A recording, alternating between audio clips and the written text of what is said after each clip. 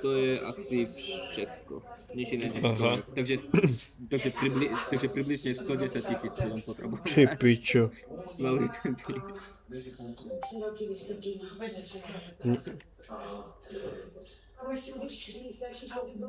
No ako Nic, ohľadom toho, počkaj čo chvíľku. si mi písal, ty, no, Co, ešte raz, pre, ešte raz, hovor. no, ohľadom toho, čo si mi písal tie tri vety, tak tam No, ja nevidím tri vety. Tam sú je tam, jedna jediná veta. sú Som tam, šikovný, viem rotovať a som spoľahlivý. ale Tam on to, nie sú tri vety, tam nie je ani jedna bodka. ale on to napísal na piču. To, sú tam 3 vety, ale napísal to na piču. Jak som napísal, ešte potom, že to není pekne spísané. Mm, Už je tu niekto. Idem si ho vybaviť, díky. no, nejdeš. To neviem. Ktorý? Však to nikto není. Ten tam bol pán, nejaký týpek. Ja si ho vybavím. No, nevybavíš, a potrebujem tiež peniaze. A Ja potrebujem peniaze na licencie. ja potrebujem peníze.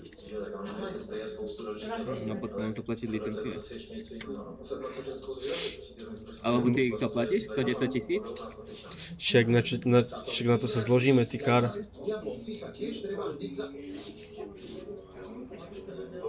No, vieš čo, ja... ešte počkaj chvíľu.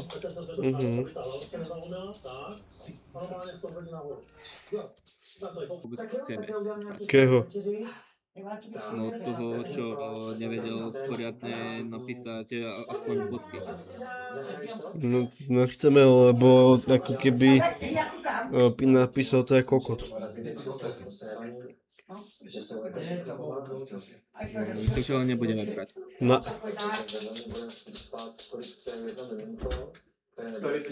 Okay. Normálne No, mu... pozvem ho ešte na ten osobný pohovor. No. A tam sa ho pýtam na otázky a potom mu scaling. OK, však ja budem pri tebe, keby niečo skúša. Tým pádom budeme mať nášky, aj texty strašne veľa. Budeme to musieť toto nejak preriediť. Jo. No, takže proste uvidíme podľa toho, čo bude Jo. Ale teším sa, more. No, tak to má ty. Ty. Ja ho mám.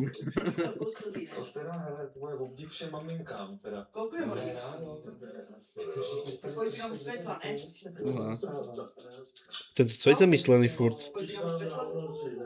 No ja neviem. Bereme ho? Okradneme ho? Okradneme ho. Počkej, máme tu zamestnanca, nemôžeme. A zamestnanec nebude nic vidieť, počkej, beru.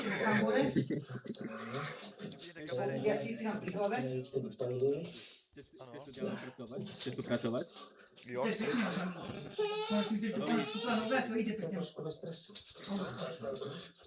Daj mu. Já musím vstat.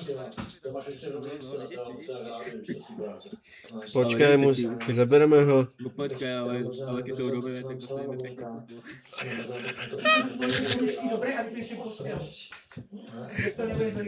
Necháme ho zamestnaného. Boníku. Počkaj, napad.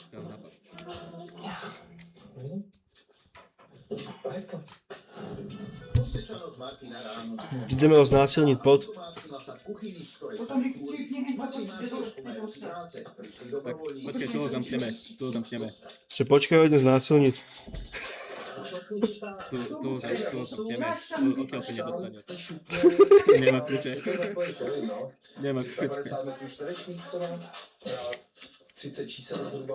A však si sadí domov pre tie svoje veci, ne? Idem si preto.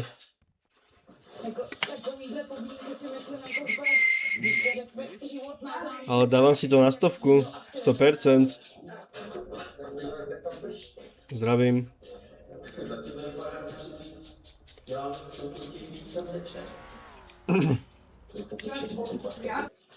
Tím pádem, pokud já na to nemám žádný důkaz, tak s tím nemůžu nic dělat. Předpokládám, že jsou to kamerový záznamy, tak bych zavolal policii, poté poslal kamerový záznam a podal trestní oznámení.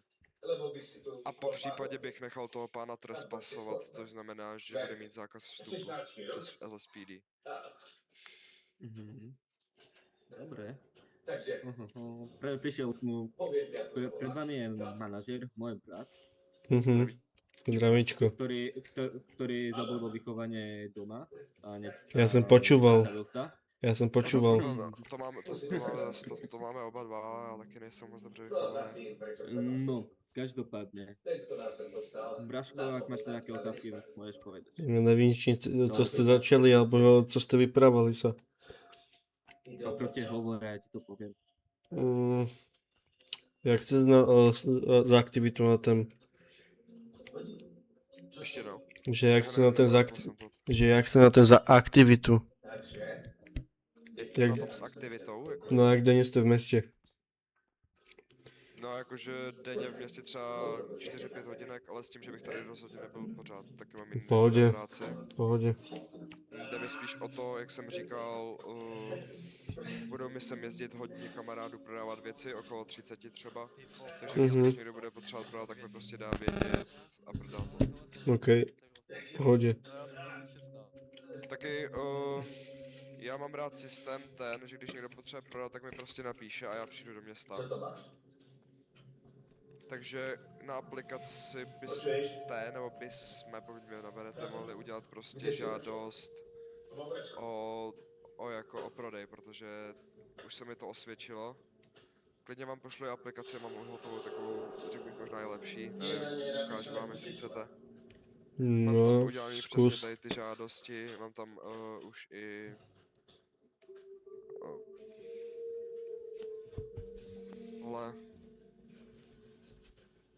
Ale tak jako vidíme, víte co.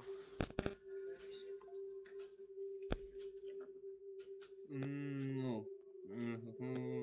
Braško, máš ešte nejaké otázky? Asi ne. Nemáš. OK, tak... No keďže tu mám svojho manažera, ktorý na to nesede, tak keby ste počkali za dverami a ja by som sa s ním porozprával Jo, o není vás, vůbec problém. tak za pár minutiek hneď Jo. budete mať odpoveď. No, Tak, co na ňu povíš, že já nevím, já jsem tu nebyl. no by som ho zobral. Marku, kde si? Tak ho zaber. OK.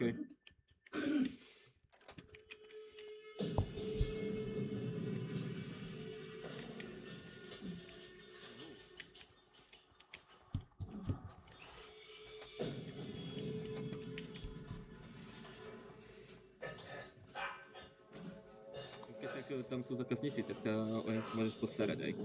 Počkej.